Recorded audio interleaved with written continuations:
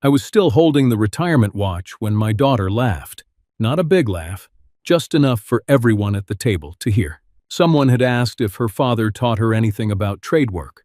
My daughter glanced at my old suit, my cheap name tag, and the little watch in my palm. Then she said, "Dad was too poor to matter. I built everything myself." The room went quiet. I did not move. Men my age learn that silence can hold more pain than shouting. Then her boss turned pale and asked, "Then why did he fund this firm?" My daughter's smile disappeared. "Welcome to Final Act Revenge. Tell me where you are watching from and what time it is there. If you are watching late tonight, please take care of your health, drink some water, and stay with me." Back then, my daughter thought the poor old man in the cheap suit had nothing left to give. She did not know the paper in my coat pocket was the reason her career had survived the spring. My name is Scott Parker. I was 69 years old when I learned that a man can spend his whole life moving other people's futures forward and still be called too poor to matter by his own child. I lived in Buffalo, New York, most of my life. Not the postcard part, the working part. Warehouses, loading docks, freight offices with bad coffee, winter mornings when the wind came off the lake and cut through your coat like it had paperwork to deliver. For more than 40 years, I worked as a customs documentation supervisor and cross-border freight coordinator. That sounds small if you say it fast. It was not small. I handled invoices, tariff codes, warehouse releases, duty deposits, Canadian supplier manifests, broker corrections, and trucking schedules that never cared whether a man had slept enough. I learned early that trucks move goods, but paperwork lets them cross. One wrong number on a form could hold a shipment for days. One missing certificate could turn a profitable order into a loss. One careless classification could make a small company bleed money it did not have. People think paperwork is boring until it stops their world. Then, suddenly, the quiet man with the folder matters. My wife, June, understood that better than anyone. She worked as an adult literacy tutor and helped with public night school classes. She taught grown men and women how to read bills, job applications, insurance letters, and training forms without feeling ashamed. June believed nobody should be embarrassed for starting late. She used to say, "A person who moves papers can still move families." I carried that sentence longer than I carried most paychecks. When our daughter Nina was little, she used to sit at the kitchen table while I sorted freight documents. She would ask why all those numbers mattered. I would tell her every box had a story, every truck had a deadline, and every signature had a consequence. Back then, she listened. Back then, she thought my work was important. But children grow up, and sometimes they grow away from the very hands that kept the heat on. Nina was smart, smarter than I ever was in a room full of polished people. She spoke well, dressed sharply, and learned how to make confidence sound expensive. I was proud of her. God help me, I was. She studied business, entered trade consulting, and eventually became a senior client strategist at Harborline Trade Partners.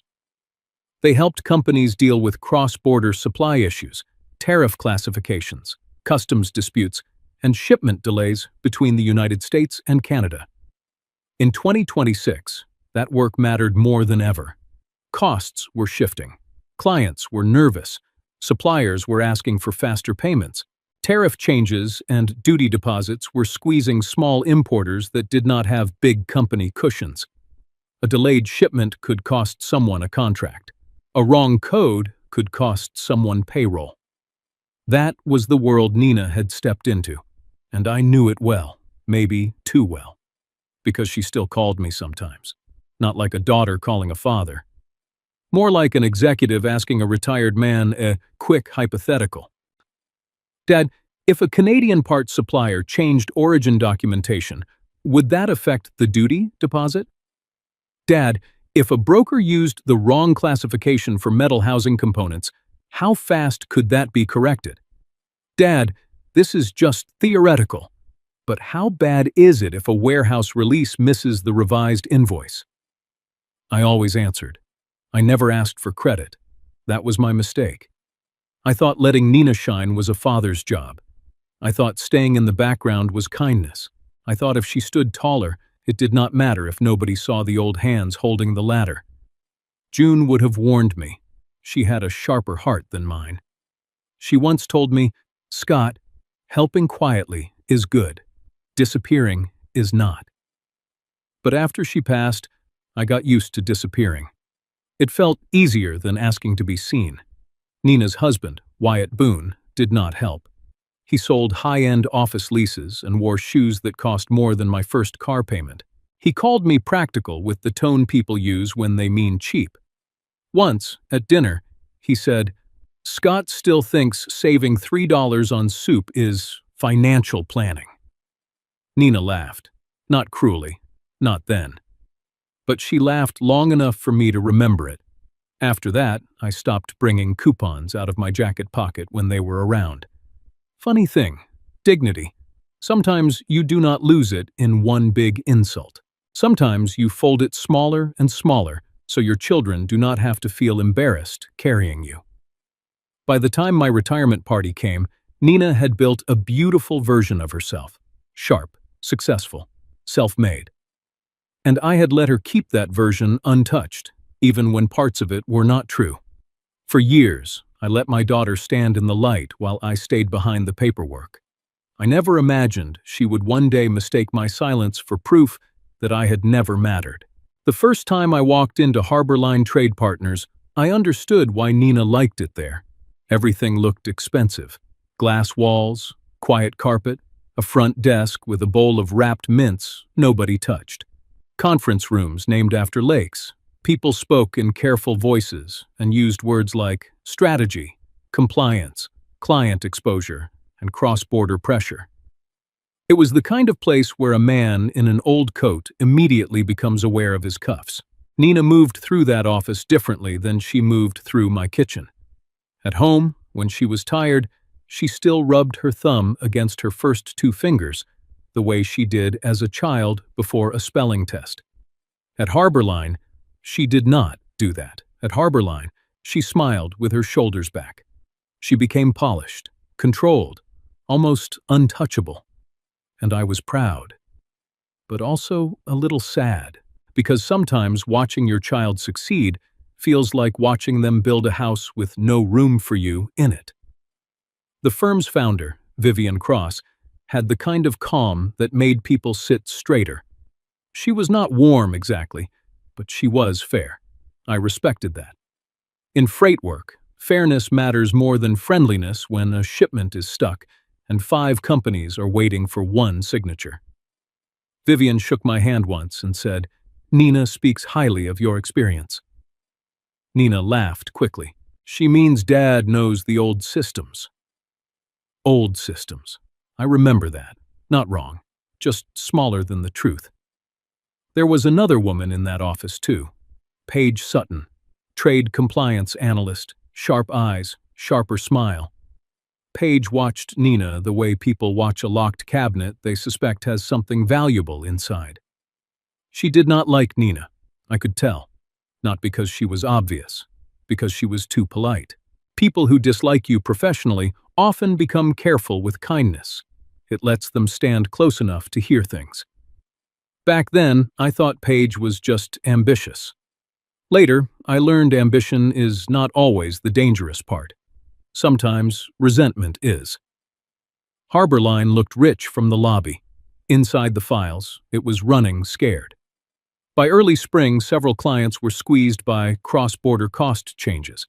Duty deposits were jumping. Canadian supplier paperwork came late. Warehouse releases slowed down. Some clients delayed payment because they were fighting their own cash flow fires. A small importer can look healthy on a website and still be 2 bad shipments away from begging for time. Harborline had one client that mattered more than the rest. Darla Henson, operations director for a small appliance parts importer that relied on Canadian metal housing components. Not glamorous parts, not something people notice. But when those parts do not arrive, assembly slows, contracts slip, and workers get sent home early. Darla was the kind of client who did not yell unless yelling had already failed. One Thursday night, Nina called me. Late, too late for a casual daughter call. I was in my recliner with the television on low, not watching much of anything. June's chair sat across from me, empty in that permanent way widowhood teaches you not to stare at too long. My phone rang. Nina, I answered faster than I should have. Fathers do that. Dad, she said, can I ask something weird? I smiled a little. Your questions usually start normal and turn weird halfway through. She gave a small laugh, tired, real. For a moment, she sounded like my daughter again. Then she said, hypothetically, if a Canadian supplier changed origin documentation after the invoice was submitted, would that affect the duty deposit calculation? I sat up. Hypothetically? Please don't do that. Then don't ask me a working question in a daughter voice. She went quiet. I heard office noise behind her. Not home, harbor line. What kind of component? I asked. Metal housing assemblies. Finished or unfinished? Partially finished. Country of origin support? That's the issue. There it was. Not hypothetical. A real shipment. A real problem. A real deadline. Sitting on my daughter's desk while she pretended she only wanted a quick answer. I walked her through the classification risk. I told her which supporting documents to request, how to compare the supplier declaration against the invoice language, and why the broker correction window mattered before the duty deposit locked in. She listened. Really listened. That always got me. Nina could make me feel invisible in a room full of people, then call me at night and make me feel like the only person who knew where the fire extinguisher was. Before hanging up, she said, Dad, don't mention this to anyone, okay? I should have asked why. I should have said, if my help matters, then my name can survive being attached to it. But I did not. I said, of course. Because a father's first instinct is often to protect the child before protecting himself. The next week, I heard through an old broker contact, Russell Kane, that Harborline had saved Darla Henson's shipment. Corrected documentation, reduced exposure, client retained. Nina later mentioned it over lunch like it had been a team win. Our office handled a brutal classification issue, she said. Our office. Not you helped me, Dad. Not I called you because I was scared. Just our office. I let it pass. Again. There are moments in a family where a small correction would save years of misunderstanding. But older parents often swallow those moments because we are afraid of sounding needy. That was the beginning of the lie, not the retirement party, not the bridge note that night. The night I helped Nina save a shipment she later called her biggest professional win. What she never told her firm was that the poor old man she kept hidden had read the paperwork before anyone else knew where to look. After my retirement party, I went home without saying much. That may sound weak. It was not weakness. It was preservation. There are rooms where a man can defend himself and still lose something he cannot get back. That banquet room was full of old co-workers, paper plates, folding chairs, and people who had watched me spend 40 years doing honest work. I did not want my last memory there to be me arguing with my own daughter over whether my life had value. So I carried the retirement watch home. I placed it on the kitchen table. Beside it, I set my old customs stamp. Then I opened the bottom drawer where I kept the envelope nobody at that party wanted to name. Brenda Vale's office had prepared it 3 months earlier. Private bridge note. $210,000. Not lottery money. Not millionaire money.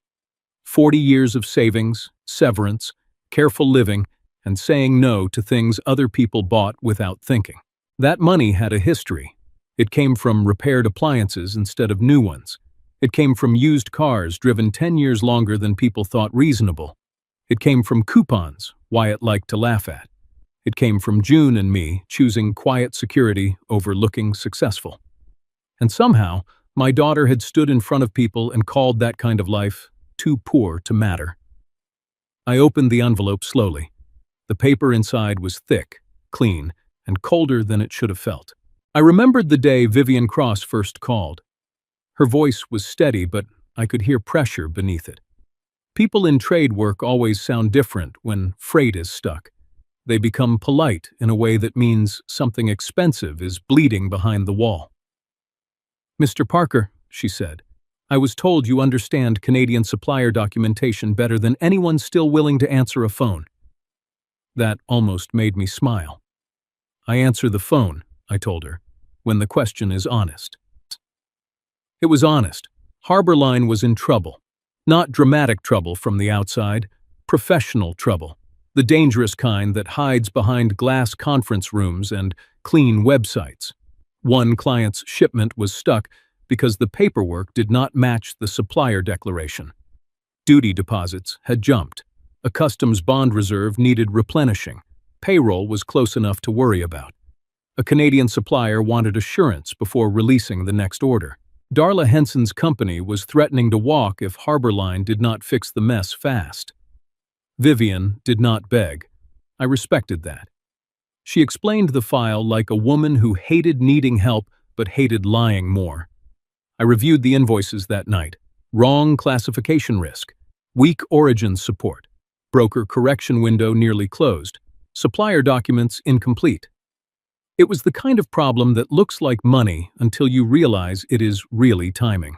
If the correction happened fast, the shipment could move. If it dragged, costs would pile up and the client would leave. June used to say the border was not just crossed by trucks. It was crossed by people trying to build better lives, one form at a time. That night, I thought of her. Then I called Brenda Vale.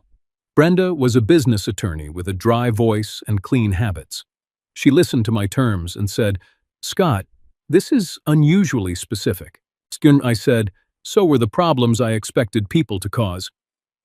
The bridge note was simple on the surface.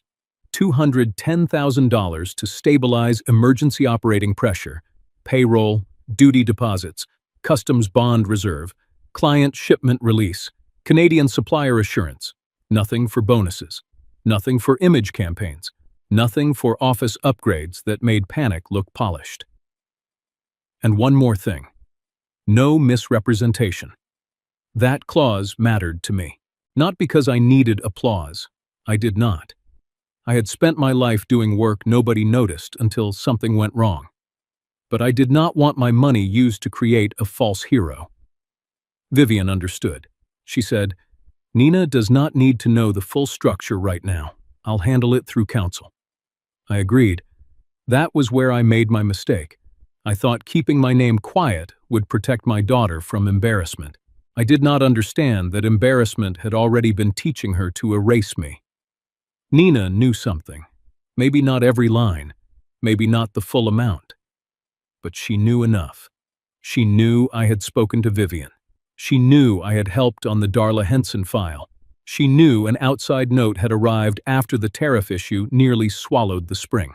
She never asked me what I had risked. She only asked me not to mention it.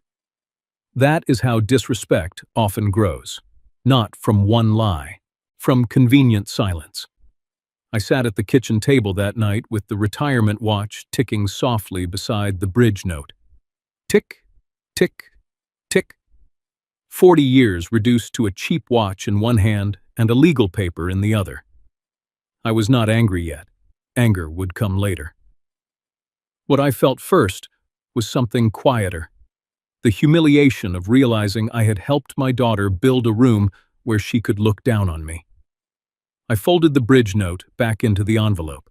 Then I wrote one sentence on the outside in pencil. Do not let love become someone else's false story. Nina did not know every line inside that note, but she knew enough to understand one thing. The poor man she mocked had opened a door her firm still needed to walk through. Vivian Cross called the next morning at 8:16. I remember the time because I was sitting at the kitchen table with the bridge note envelope open, the retirement watch beside my coffee, and my old customs stamp resting on top of a stack of invoices like a paperweight from another life. I almost let the call go to voicemail, Not because I disliked Vivian, because after a night like that, even a ringing phone can feel like another hand reaching into your chest. But I answered. Scott Parker. Vivian's voice came through lower than usual. Scott, I owe you an apology before I ask you for help. That stopped me.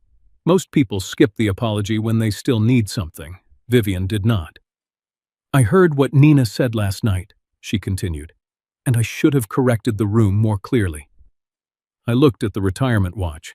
Cheap metal, clean face, still ticking. You asked the right question, I said. No, she said. I asked the visible question. I should have protected the truth sooner. That was Vivian. Cold in business, fair in principle. I respected both.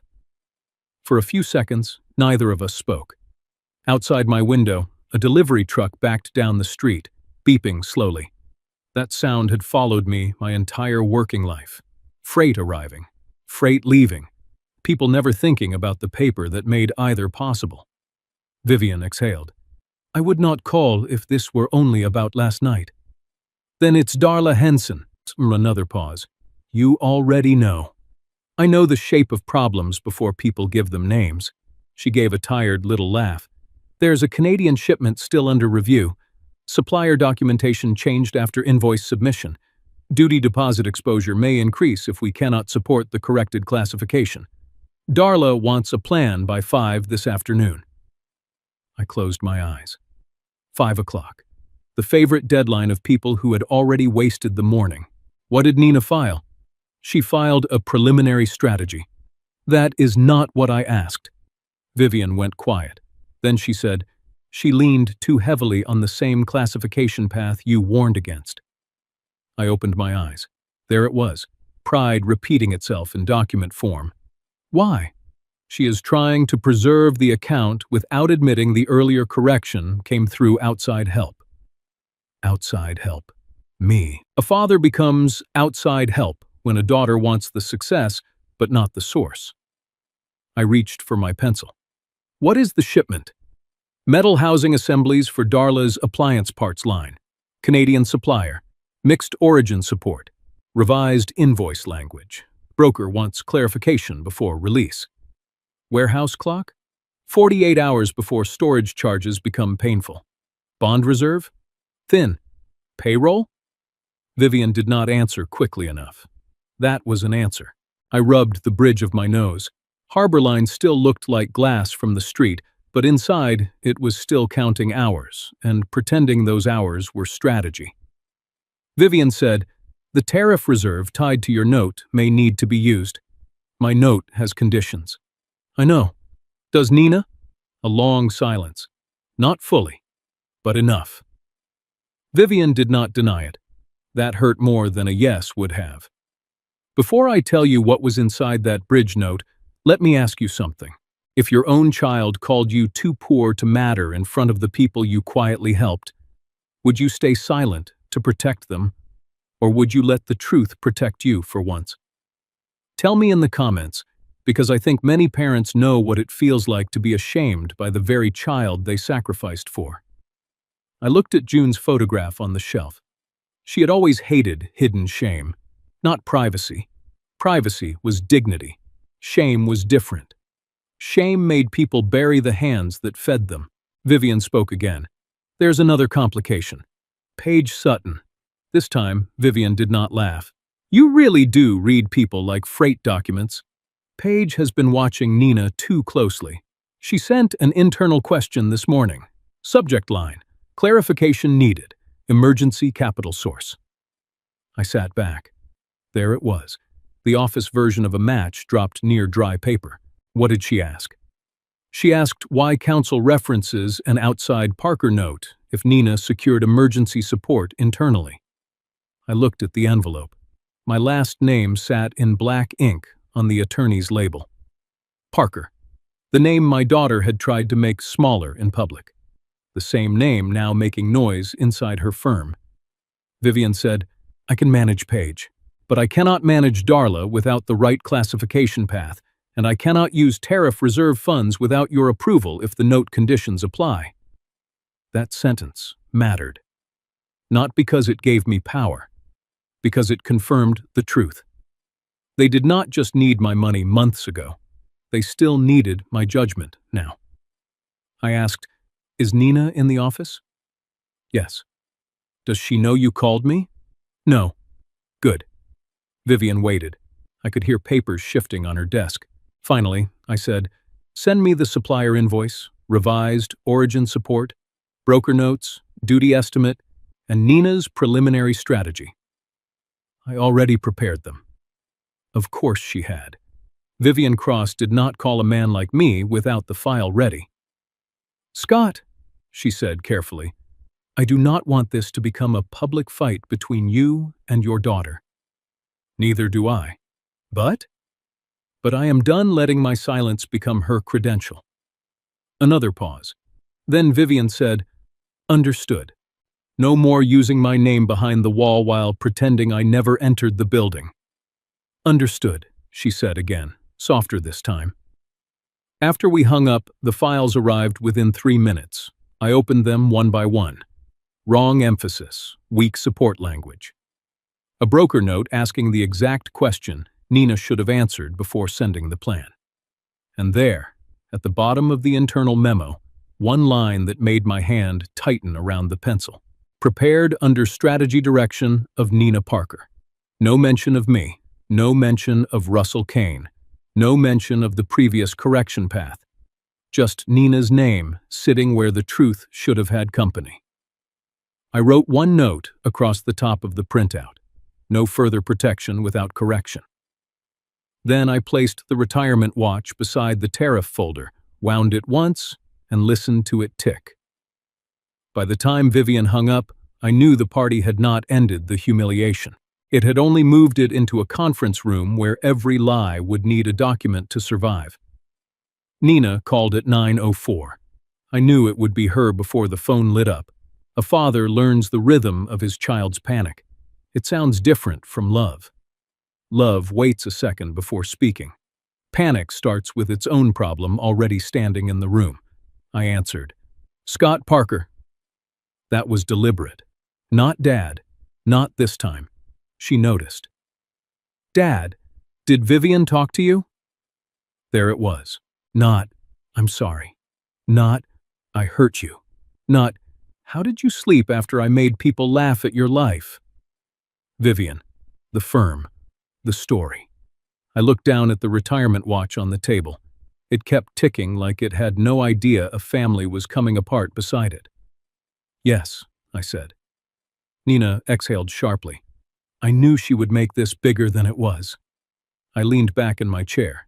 She asked why I funded the firm. That was inappropriate. So was calling your father too poor to matter. Silence. A small one. Not guilt yet. Calculation. Then Nina said, "I was embarrassed, okay? Paige was standing right there. Wyatt was there. Vivian brought clients. Everyone was acting like you were some hidden genius behind my career. I never asked to be called a genius. No, but you let people think I didn't earn what I built." That one hurt because there was a frightened girl hiding inside it, not a child. A woman terrified that if one person helped her, none of her work counted. "Nina," I said quietly, "help does not erase effort. It does in rooms like that." Her voice cracked just slightly, then hardened again. "You don't know what it's like." I almost smiled from sadness. Children always think parents were born old. They forget we once walked into rooms where our shoes were wrong, our accents were wrong, our paychecks were too small, and our confidence had to be built with borrowed tools. "I know more than you think." "No, Dad. You know paperwork. You don't know what it takes to be taken seriously when everyone assumes you came from nothing." I looked at June's picture on the shelf. Nothing.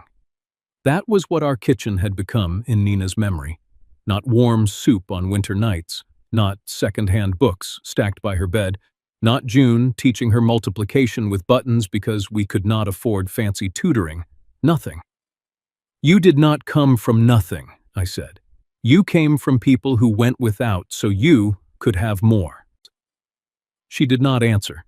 Then another voice entered the call. Wyatt, of course.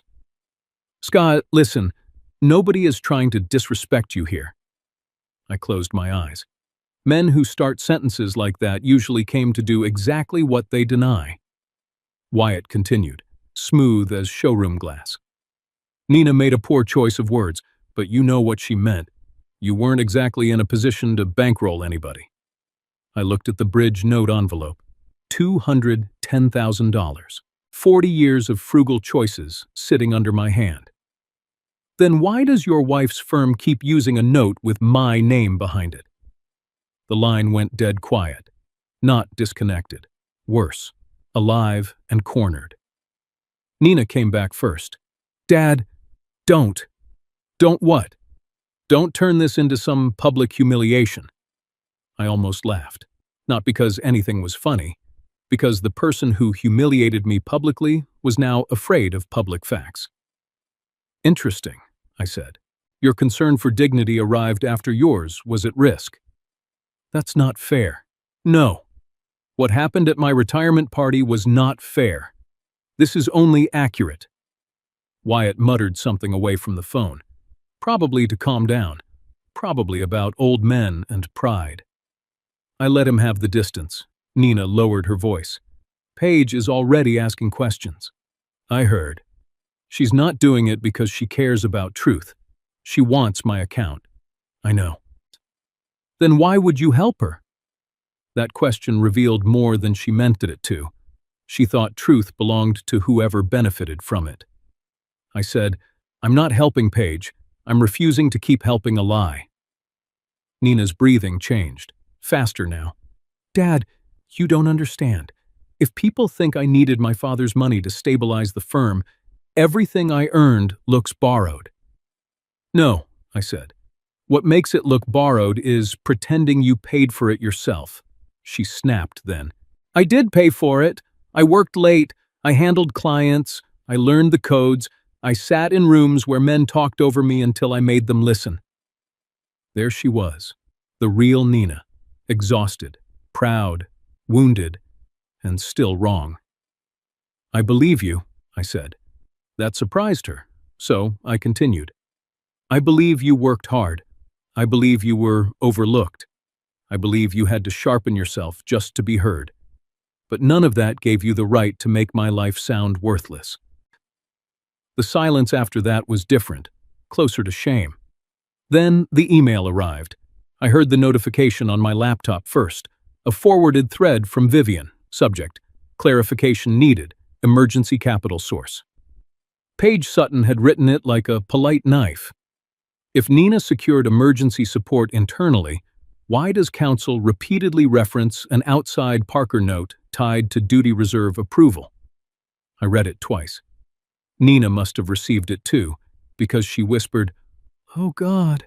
Wyatt said, "This is office politics. Don't respond." I said, "Too late. The question exists." Nina spoke quickly. "Dad, please, don't let this become office gossip." I looked at the cheap watch again. Office gossip.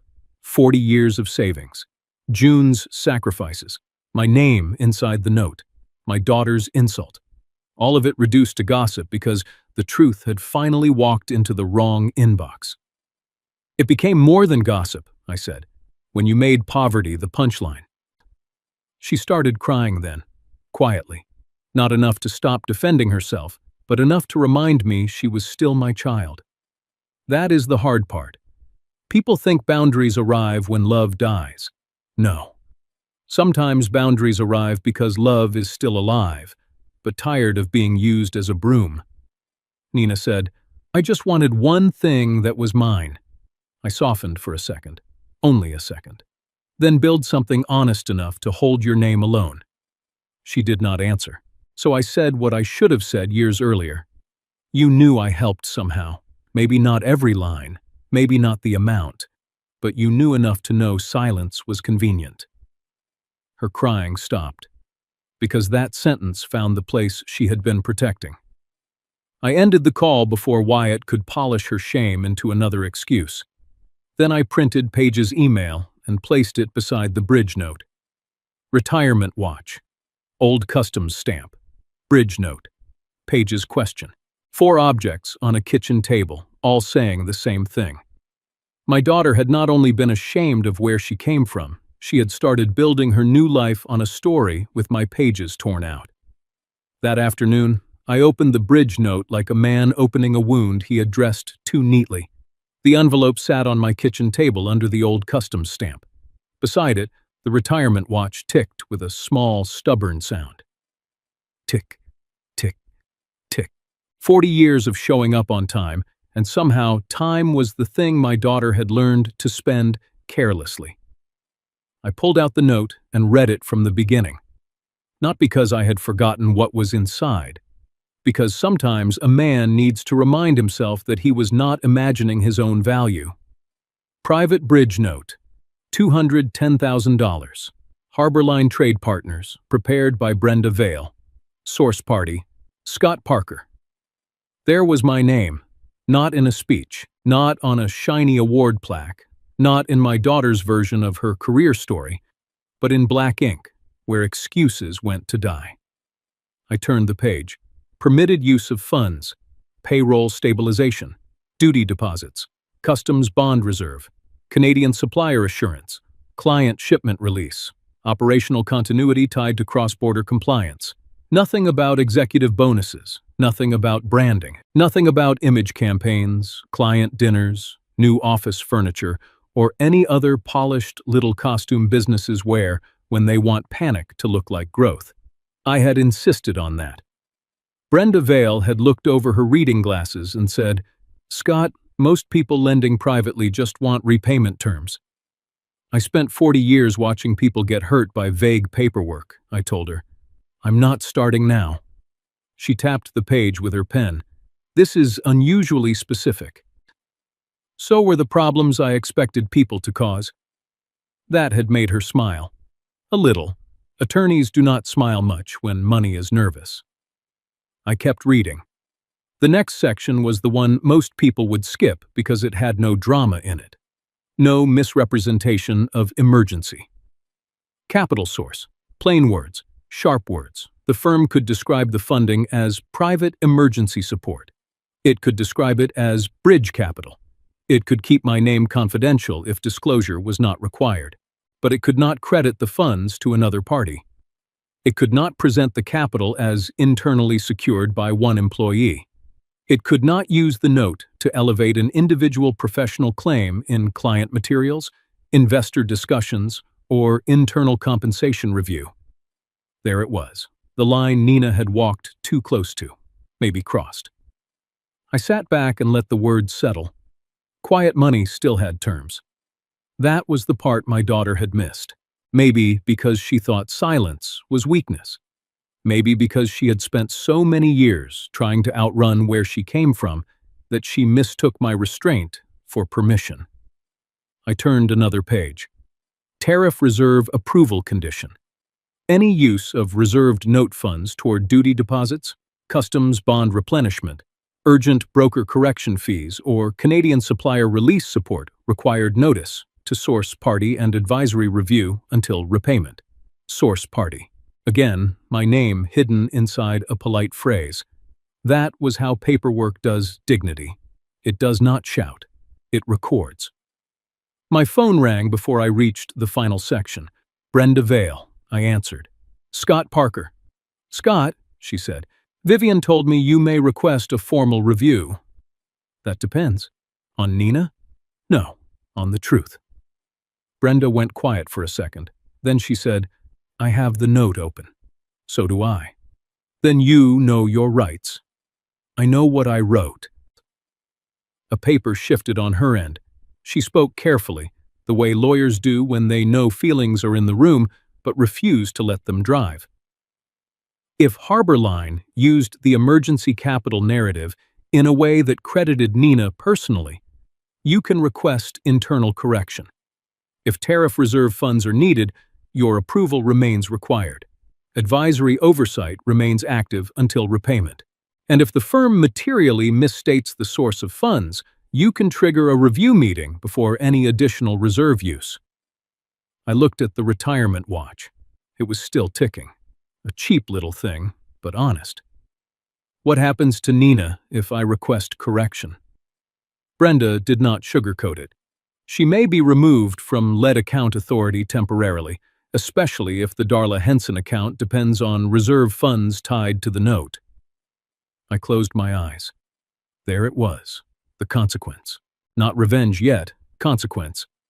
People confuse those when they are the ones finally paying. Would that harm the client? I asked. Not if Vivian handles reassignment properly. Payroll? No immediate impact. Employees? Protected, if the reserve use remains limited to permitted categories. Good, that mattered. I did not want to become the kind of man who burned a building to punish the person who insulted him inside it. Brenda continued, "You also have the right to attend the emergency review as advisory source." I almost laughed. Advisory source. At my retirement party, I had been too poor to matter. By afternoon, I was an advisory source. Language can be funny when it stops being cruel. "Scott," Brenda said, softer now, "do you want this handled quietly?" That question sat between us. Quietly. That was how I had handled everything. Quietly helped Nina with the classification. Quietly spoke to Vivian. Quietly signed the note. Quietly let my daughter collect applause in rooms where my name was inconvenient. Quietly carried a cheap watch home after being mocked in public. I looked at June's photograph. Her face had that patient expression I still argued with in my head. She had spent her life teaching adults not to be ashamed of needing help. Men who could not read forms. Women who hid bills in drawers. Workers afraid to admit they did not understand training manuals. June never humiliated them, but she never let shame keep lying either. "No," I said finally. "Not quietly." Brenda did not respond right away.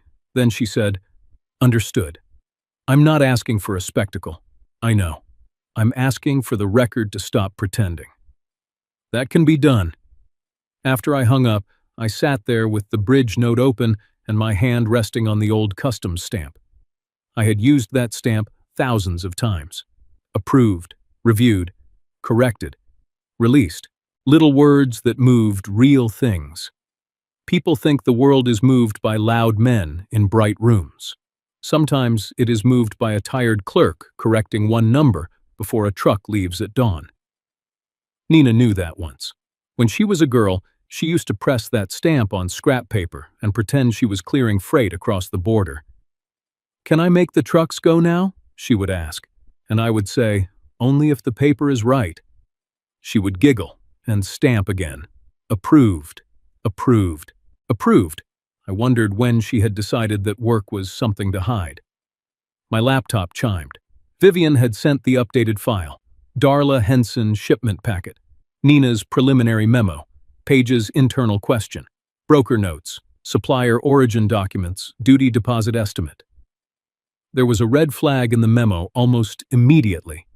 Nina had written, "Emergency capital strategy secured through internal leadership coordination." I read that line 3 times. Internal leadership coordination. A beautiful phrase. A dishonest phrase. The kind of phrase polished people use when they want to sound responsible without naming the person who carried the weight.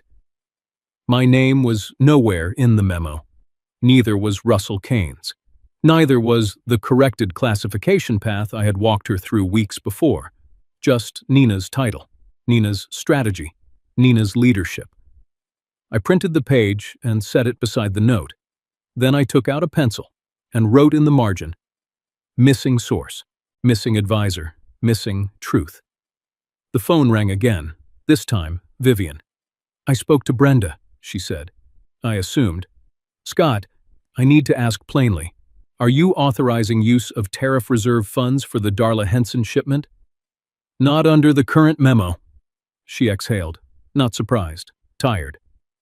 "What do you need changed?" "The truth. Specifics. Correct the capital source. Correct the advisory support. Correct the classification origin. Remove Nina from sole lead authority on this account until review is complete." Vivian did not argue. That told me she had already known. Paige will exploit this, she said. Then do not hand her the wheel either. A pause. You read people too well. No, I said. I read incentives. Vivian gave a small, dry laugh. That may be worse. Shared oversight, I said. You, Brenda, Paige on documentation review if you trust her accuracy, but not account control. Russell Kane on broker correction. I will attend as advisory source until the note is repaid. Vivian was quiet for a long moment. Then she said, That is fair. Fair arrived late. Yes, she said. It did. I appreciated that she did not decorate the truth. Before ending the call, she said, Nina will be furious. She has been furious before. This may wound her. I looked at the watch again. Nina's wound will be professional, I said. Mine was personal. Vivian had no answer to that. After we hung up, I gathered the papers. Bridge note, tariff binder, Paige's email, Nina's memo, the retirement watch. I almost left the watch at home. Then I put it in my coat pocket. Not because it was valuable, because it was evidence too. Not legal evidence, human evidence. A cheap watch given to a man who had spent his whole life making sure other people's expensive things arrived on time. At the bottom of Brenda's note, one clause waited like a quiet door. Advisory oversight until repayment. I ran my finger over the words.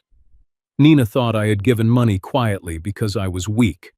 She never read the part that said quiet money still had terms. For the first time since my retirement party, I understood the truth did not need me to shout. It had a signature, a clause, and a deadline. I drove to Harbor Line that afternoon with the tariff binder on the passenger seat. The retirement watch was in my coat pocket. I do not know why I brought it. Maybe because some part of me wanted Nina to see it again. Not as a cheap little object from a party she had ruined, but as proof that a man's life could still keep time after being insulted. The office looked the same when I arrived. Glass walls, soft carpet. People walking quickly with folders in their arms, pretending urgency was the same thing as control. I signed in at the front desk and waited near the hallway outside Vivian Cross's conference room. No one offered me coffee. That was fine. I had spent 40 years drinking coffee from paper cups beside loading docks. I did not need corporate coffee to feel important. Through the glass, I saw Nina standing beside Wyatt. He should not have been there. Not officially. But men like Wyatt always drift toward rooms where money might turn into status. Nina had her arms folded tight across her chest. Wyatt leaned close, speaking low. I did not mean to listen. Then I heard my name. Your father is making this worse, Wyatt said. Nina answered, He doesn't understand what this could do to me.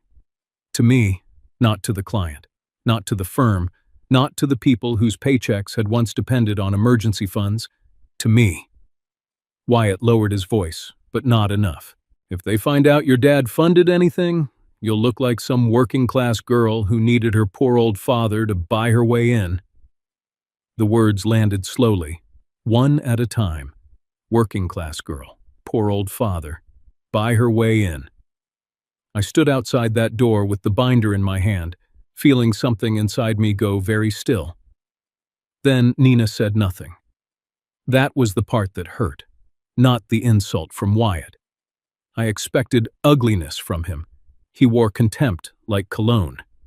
But Nina did not correct him.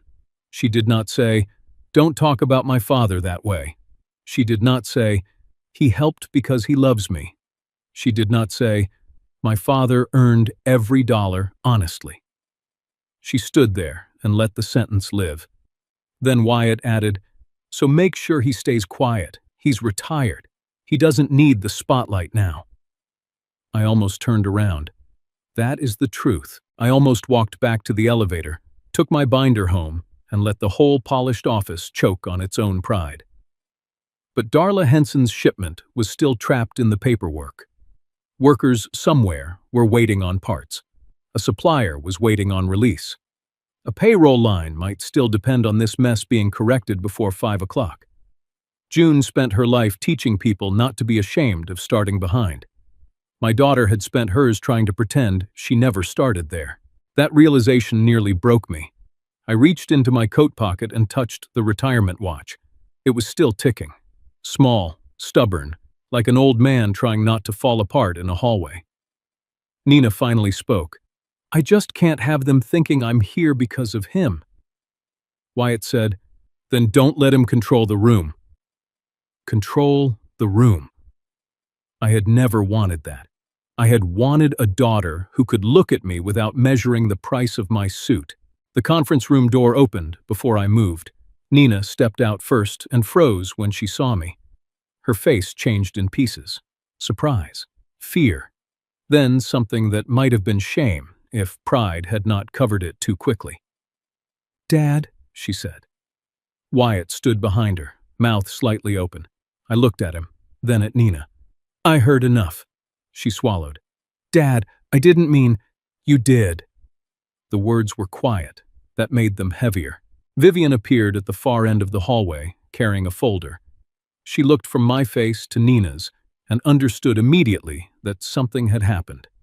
"Scott," she said carefully, "we're ready." "So am I." Nina stepped closer. "Can we talk privately first?" "No." Her eyes widened. I had rarely refused her that cleanly. I continued. "Private is where this grew." That sentence hit her harder than I expected. Wyatt tried to step in.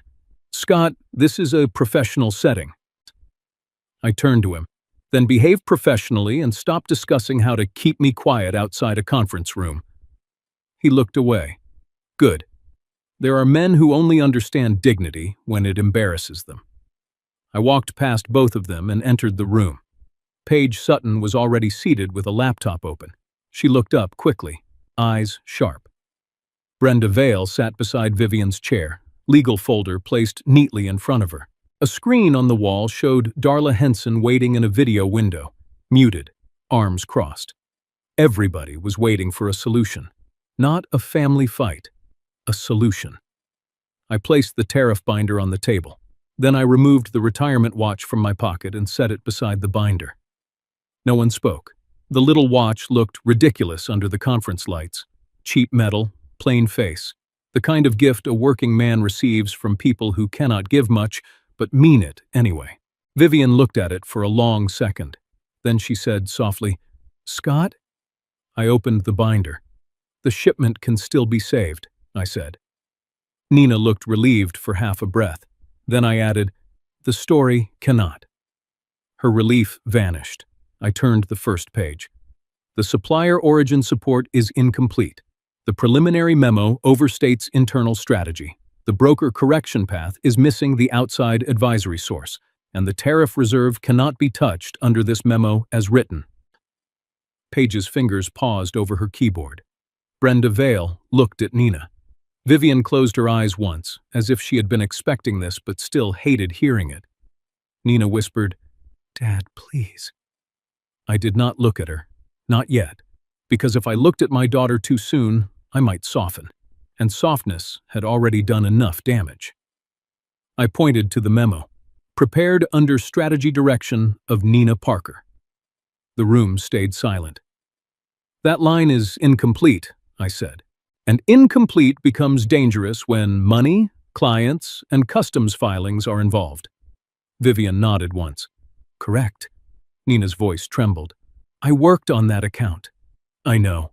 I did the client calls. I built the strategy deck. I handled Darla when everyone else panicked." "I know that too." She looked confused. So I finally looked at her. "Nina, your work was real. Your story was not." That was the first time I saw her eyes fill.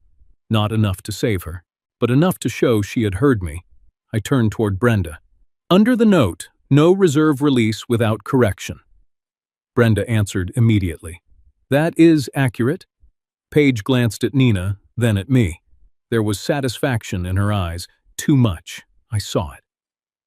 "Miss Sutton," I said. She straightened. "This is not a promotion ceremony for you either." Her face tightened. Good. Truth should not become another person's ladder. Vivian almost smiled. Almost. Then I looked at Wyatt, still standing near the door. You are not part of this review. He opened his mouth.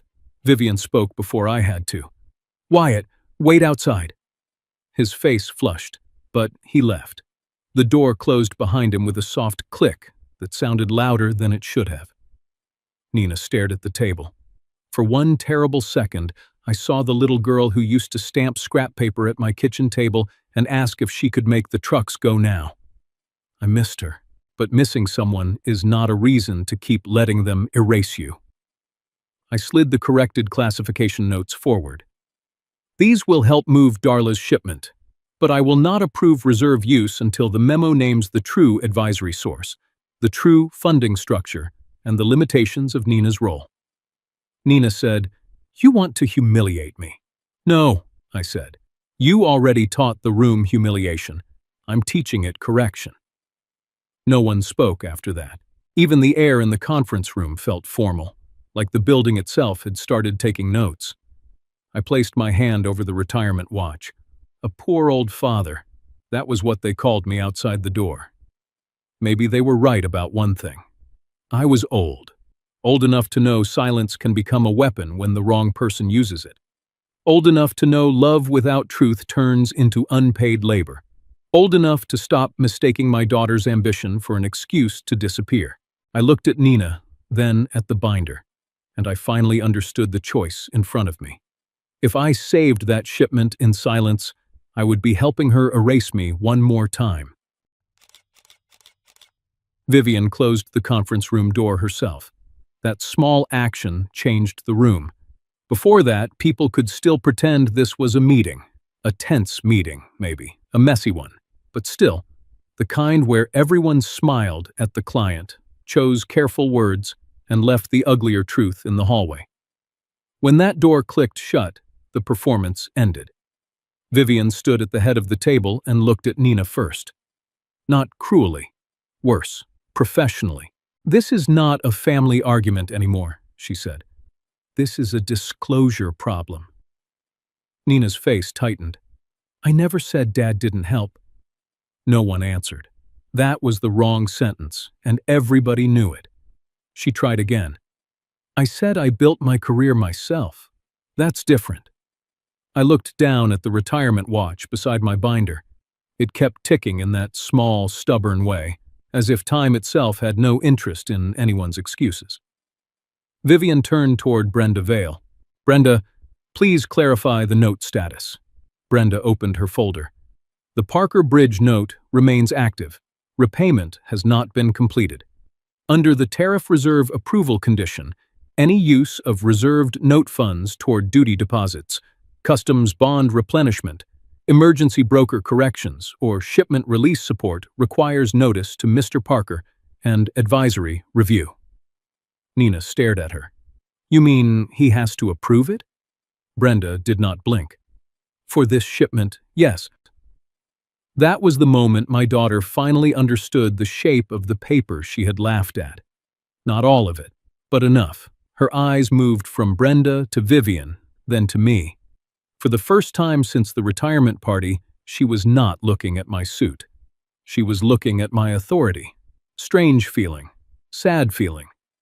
Because I had never wanted my daughter to respect me, only after a lawyer explained why she had to. Paige Sutton sat near the far side of the table, fingers folded neatly over her laptop. She was trying to hide satisfaction. Poorly. So, Paige said, when Nina stated she secured emergency capital through internal leadership coordination, that was inaccurate? Nina turned sharply. Paige? Vivian raised one hand. Enough. The room obeyed. Vivian said, it was incomplete, and incomplete is dangerous in compliance work. That sentence settled over the table like dust after a warehouse door slams shut. I opened the tariff binder. No drama, no speech, just pages. Supplier invoice, revised origin support, broker notes, duty deposit estimate, warehouse clock, Darla Henson's escalation memo. I slid the first set toward Vivian. The supplier declaration does not fully support the classification Nina's memo relies on. If Darla's shipment moves under that language, it may pass today and become a problem tomorrow. Nina swallowed. I had a strategy. You had a deck, I said softly. Those are not always the same thing. That hurt her. I saw it. But sometimes truth hurts because it finally reaches the right place. Vivian leaned over the papers. What is the correction path? Revised origin support from the Canadian supplier. Broker amendment before duty deposit lock. Clear separation of partially finished components from finished assemblies. Then, reserve funds can cover only the deposit gap tied to shipment release, not general operating pressure. Brenda nodded. That matches the permitted use clause. Paige typed something. I looked at her. Miss Sutton. She froze. Type facts, not victory. Her cheeks reddened. Good. I did not come there to replace one dishonest story with another employee's ambition. Vivian almost smiled again. Almost. Then the speakerphone on the table lit up. Russell Kane had joined.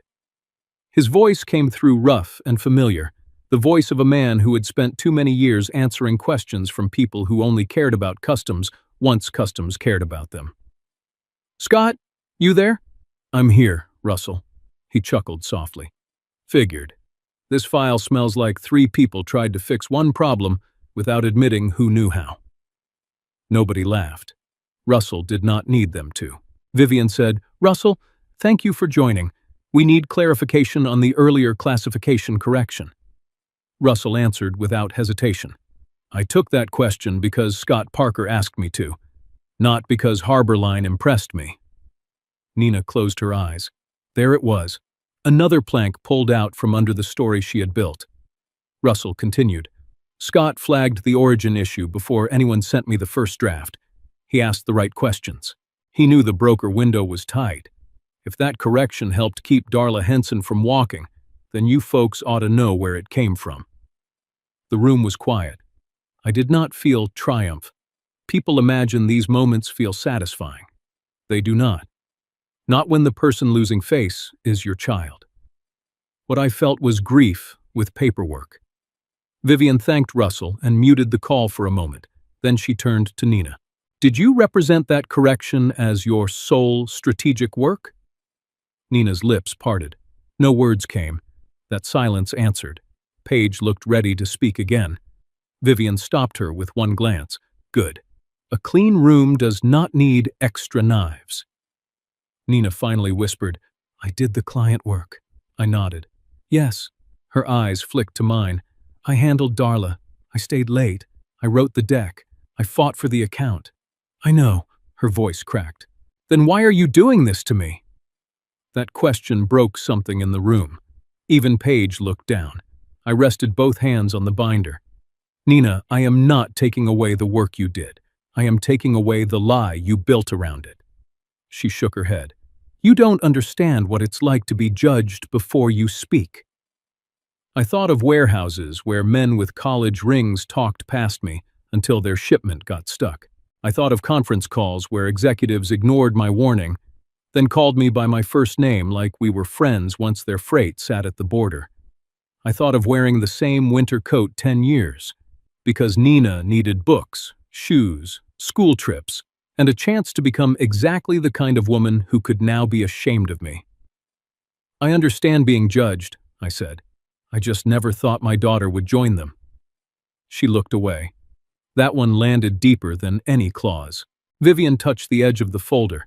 We need to bring Darla in. Nina looked panicked. Vivian, wait. No, Vivian said. We correct the record before the client makes a decision based on incomplete information. Brenda unmuted the conference link. Darla Henson appeared on the screen, arms crossed, face already tired of everyone in the room. I hope this is the plan, Darla said, because my warehouse manager is one delay away from losing his religion. I liked her immediately. Vivian straightened. Darla, before we discuss release strategy, there is a correction we need to make regarding advisory support and emergency capital. Darla's eyes narrowed. That sounds expensive. It already was, I said. She looked toward me through the screen. And you are? I answered plainly. Scott Parker, retired Customs Documentation Supervisor, advisory source on this correction, source party on the bridge note tied to reserve use. Darla sat back. Parker, I've seen that name in council references. Nina stared at the table. Vivian said, Mr. Parker provided private emergency bridge support earlier this year. That support helped maintain payroll, duty deposit readiness, customs bond reserve, and shipment release capacity during the spring pressure period. Darla looked from Vivian to Nina. I was told your team secured internal capital. Vivian did not flinch. That was incomplete. Darla's face hardened. In my business, incomplete gets people fired. No one spoke. Then Darla looked back at me. Can you move my shipment? Not with the memo as written. Nina flinched. I continued. With corrected origin support, amended broker language, and reserve funds limited to the duty deposit gap. Yes. But it needs to be filed cleanly. No decorative language. No pretending the classification risk vanished because a strategy deck says so. Darla studied me for a long second. You sound like a man who has argued with customs before breakfast. Usually before coffee. For the first time all day, she smiled faintly. Then she said, I can work with that. The meeting shifted after that. Not easy, but honest. Vivian assigned Brenda to oversee the correction language. Paige would assist on documentation review, but not account control. Russell would confirm broker language. Nina would remain in the room, but not as sole lead. That part hurt her. I saw it. But truth has a cost. So does lying. By the time Vivian finished assigning roles, my daughter sat very still. Her polished confidence had cracked, and underneath it I could see something more painful than arrogance. Fear. Fear that everything she built would disappear if the room saw who helped her. That was the tragedy of it. Nina had worked hard. She had. But instead of letting help become part of her foundation, she treated it like evidence against her. Darla asked one last question before leaving the call. Mr. Parker, why weren't you in the room from the start? I looked at Nina, then at the watch. Because I thought staying invisible was helping my daughter stand taller. Darla's expression softened. And now? I closed the binder. Now I know invisibility can become a lie if the wrong person profits from it. No one moved after that, not for several seconds. Then Vivian said quietly, we proceed with correction. Nina finally lifted her head. Her eyes were wet, but her voice was controlled. Dad, please don't make me look like I stole this. I looked at my daughter for a long time. Then I said, then stop holding what was never yours alone. By the time Vivian brought Darla Henson fully into the room, my daughter was no longer the only person whose career depended on the poor old man she had laughed at. The correction meeting began at 2:40, not with shouting, not with blame, with documents. That is how real consequences usually arrive. Quietly, numbered, printed, initialed, placed on a table where nobody can laugh them away. Vivian Cross stood at the front of the conference room with Brenda Vale beside her. Paige Sutton sat with the revised shipment packet open on her laptop. Darla Henson remained on the screen, watching every face like a woman who had already lost patience with excuses. Nina sat 2 chairs away from me, close enough that I could hear her breathing, far enough that I could no longer pretend we were on the same side of the story. Vivian looked around the room. Before we finalize the release strategy, Harborline needs to correct the record regarding emergency capital, advisory support, and account leadership. Nina's hands tightened under the table.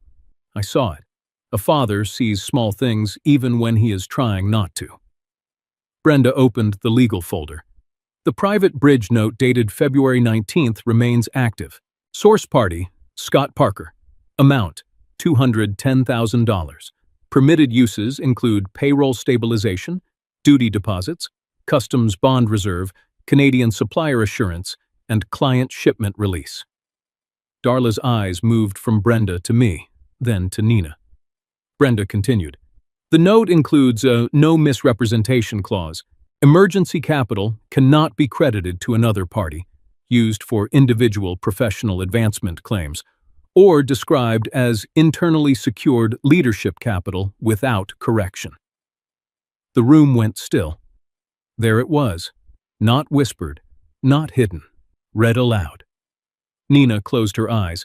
Paige looked down quickly, maybe because even she understood this was bigger than office politics now. Vivian spoke next. Harborline acknowledges that previous internal language overstated Nina Parker's sole role in securing emergency support. Nina flinched, just slightly, but enough. Vivian did not stop. Effective immediately, Nina Parker will step back from sole lead authority on the Darla Henson account, pending disclosure review and compliance correction. Nina looked up. Vivian? Vivian's voice stayed calm. This is not termination. It is not punishment for being helped. It is correction for allowing incomplete attribution to stand where compliance required precision. That sentence was kinder than Nina deserved, and sharper too. Darla leaned toward the screen. I need to know who is actually accountable for getting my shipment released. Vivian answered, The account will be overseen by me directly. Brenda will approve disclosure language. Paige Sutton will assist documentation review, but will not control the account. Russell Kane will confirm broker correction language. Mr. Parker will serve as advisory source, tied to the active bridge note until reserve use is complete. Paige opened her mouth, then closed it. Smart.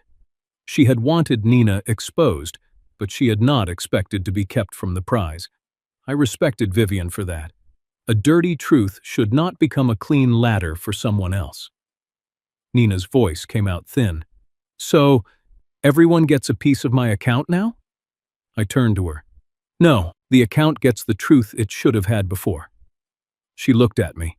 For a moment, she was my daughter again. Hurt, angry, frightened. Searching my face for the father who used to soften before the hard part arrived. I wanted to. God help me, I wanted to. But the old customs stamp sat beside my folder, and I remembered every shipment I had seen delayed because somebody signed off on a thing they wished were true. I could not do that anymore. Brenda slid the revised memo forward.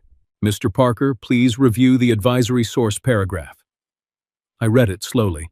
Emergency Tariff Reserve Support and Classification Advisory Review provided under active private bridge note. Source party Scott Parker, with corrected broker pathway supported by Russell Kane. Plain, accurate, no decoration, no humiliation either. Just truth. I nodded. This works. Nina whispered, You really needed your name in it? I looked at her for a long second. No, I said. I needed the lie out of it. That landed harder. She looked away. Darla broke the silence. Mr. Parker, walk me through the corrected classification. So I did. Not like a hero, like a man doing the work. I explained the supplier origin support, the distinction between partially finished components and finished assemblies, the broker amendment window, the revised duty deposit calculation, and why the reserve could only cover the shipment gap. No speeches, no revenge. Just the kind of explanation I had given for 40 years to people who suddenly cared about paperwork once money was at risk. Darla listened, really listened. When I finished, she sat back and said, That is the first thing I have heard today that sounds like it can survive an audit. Vivian nodded. It can. Darla looked at Nina. I hired Harborline because I was told your team understood cross-border risk. Nina swallowed. We do. Darla's gaze hardened. Then understand this. I do not care who gets applause in your office. I care who tells me the truth before my shipment becomes a warehouse decoration. I almost liked her even more. Nina's face flushed. I understand. No, Darla said. I think you're beginning to. That was cold, but not unfair. Vivian finalized the action list. Revised supplier origin support by 3:30. Broker amendment submitted before 4. Reserve approval limited to duty deposit gap. Internal corrections circulated by close of business. Account leadership modified pending review. Repayment schedule reaffirmed under bridge note. Wyatt Boone excluded from all firm financial discussions and client-facing strategy meetings. That last one made Nina look up sharply. Wyatt is not part of Harbor Line. Vivian said, correct, and he will remain that way. Good. Some people cause damage from outside the office because they enjoy whispering near open doors. Brenda passed me the approval sheet. I signed only after reading every line. Old habit, old dignity. When I finished, I placed the pen down beside the retirement watch. Nina stared at the watch. For the first time since the party, I think she saw it differently. Not as cheap, as witness. She said quietly, I didn't know it was that much. I answered, you knew enough. Her lips trembled. I didn't know the terms. No, I said.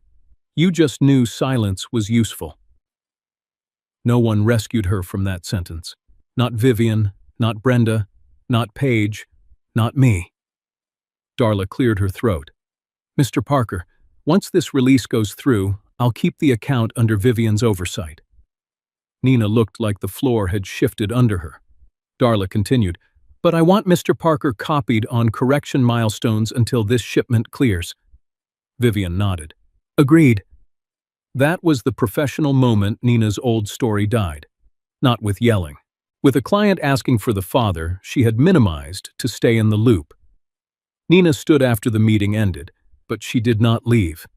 Everyone else moved carefully around the room, collecting laptops, folders, and coffee cups. Paige avoided my eyes. Brenda gave me a brief nod. Vivian touched the back of a chair and looked older than she had that morning. When Darla signed off, Nina finally spoke. Dad, did you want this? I looked at her. No. Then why does it feel like you won? I picked up the retirement watch. Because you are still thinking this was a contest. She had no answer, so I gave her the one I had carried since the banquet hall. You said I was too poor to matter, but every shipment this firm saved had my fingerprints on the paperwork. Her eyes filled. I did not soften the sentence. Some truths should not be padded. Vivian returned to the table and placed one final document in front of Nina. Written acknowledgement. You'll review it with Brenda before signing. Nina stared at the page. What does it say? Brenda answered, that you acknowledge emergency capital was provided by Scott Parker, that advisory input was omitted from prior internal materials, and that you will cooperate with account correction and disclosure training. Nina whispered, disclosure training? Vivian's face stayed calm. Yes. There it was. The public consequence. Not firing, not destruction. Correction. And sometimes correction is more humiliating than punishment, because it requires you to live near the truth after it embarrasses you. I started toward the door. Nina called after me. Dad. I stopped, but did not turn around immediately. I'm sorry. It was the first time she had said it without a condition attached. I turned slowly. I believe you are sorry this happened. Her face crumpled. That's not fair. No, I said softly. It is precise. Then I walked out carrying the tariff binder, the old customs stamp, and the watch they had given me for a lifetime of work she thought was too poor to matter. When that meeting ended, Nina still had a job. But the career story she had built without my name in it did not survive the room. 3 months later, Harbor Line Trade Partners was still standing. That mattered to me. I know some people wanted me to burn it down. They wanted a louder ending, a ruined daughter, a collapsed firm, a room full of people begging the poor old man for mercy. But real justice is not always fire. Sometimes justice is a locked door that used to open whenever someone wanted your silence. The bridge note was repaid on a strict schedule. Every payment came through Brenda Vale's office, documented, dated, and boring in the best possible way. Nina was removed from the Darla Henson account for 6 months. She kept her job, but not her story. That was the real consequence. She attended disclosure training. Her internal memo was corrected. My advisory role was recorded properly. Russell Kane's contribution was added to the file. Vivian Cross made sure no one used emergency capital as a personal trophy again. Wyatt Boone never stepped into Harborline after that, not once. Vivian sent a formal notice stating that outside spouses, partners, and non-employees were not permitted in financial strategy discussions. A small policy, a beautiful one. Paige Sutton did not get the prize she expected either. She helped on documentation review, but Vivian watched her carefully. Paige had been right about the missing truth, but being right does not make a person trustworthy. That is something age teaches you. Truth can expose one lie while another person is already planning how to profit from the exposure. As for Nina, she came to my house one Sunday afternoon with no blazer, no polished folder, and no office voice. Just my daughter. She stood on my porch holding a grocery bag from the little bakery June used to like. "I brought lemon rolls," she said. I looked at the bag, then at her. "Your mother loved those." "I know." We sat at the kitchen table. The old customs stamp was still on the shelf. The retirement watch sat beside it now, cleaned and wound, ticking quietly like it had forgiven time for what people did with it. Nina looked at that watch for a long while. Then she said, "I was ashamed of looking poor." I did not answer right away. Some confessions need air around them. Finally, I said, "No, Nina. You were ashamed of looking like mine." Her face broke. Not dramatically, just enough. Enough for me to know the sentence had reached the place it needed to go. She cried then, quietly, with her hands folded on the table like a woman who had finally run out of ways to look successful. "I'm sorry," she said. "I was wrong to call you too poor to matter." That was the first apology that sounded complete. No explanation attached, no office politics, no Paige, no Vivian, no pressure, just truth. I nodded. "I accept that." Her eyes lifted, but I raised one hand gently. Accepting an apology does not restore old access. She swallowed. "I know. No more private money. No more quiet calls to fix what you want credit for. No more using my name behind the wall while hiding me from the room." She nodded again. This time, she did not argue. That was how I knew something had actually changed. I told her there would be conditions if she wanted to repair what she broke. She had to make the correction publicly inside Harborline. She had to volunteer with the new scholarship program. She had to speak to young workers without treating their backgrounds like stains. And most of all, she had to stop calling shame ambition. A month later, we launched the Parker Border Workers Scholarship. Nothing fancy, no marble plaque, no gala. Just a small fund for warehouse clerks, customs trainees, dispatch students, night school adults, and the children of people who moved freight while other people took credit for delivery. At the first meeting, I brought June's old teaching folder, my customs stamp, and the retirement watch. I told the students what June used to say. A person who moves papers can still move families. One young man raised his hand and asked if paperwork really mattered that much. I smiled. "Only if you enjoy your shipment not becoming furniture at the border." They laughed. Nina laughed, too. Softly. Not at me this time. With me. That was not a perfect ending. Do not let anyone sell you perfect endings. Families do not heal like movie scenes. They heal in receipts, corrected sentences, uncomfortable lunches, and the long work of not repeating what hurt people. My daughter still has a long road ahead. So do I. But I learned something I wish I had learned earlier. A parent's sacrifice should never become invisible just because it was quiet.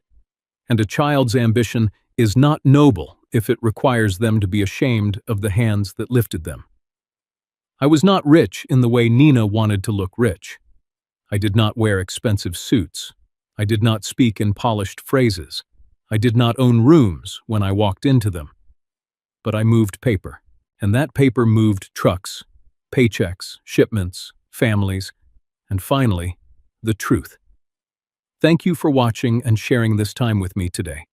Please tell me in the comments where you are watching from and what time it is there right now. If this story moved you even a little, please consider subscribing to Final Act Revenge. Another story is waiting for you on your screen right now. YouTube believes you may enjoy it, so take care of yourself and enjoy the next one.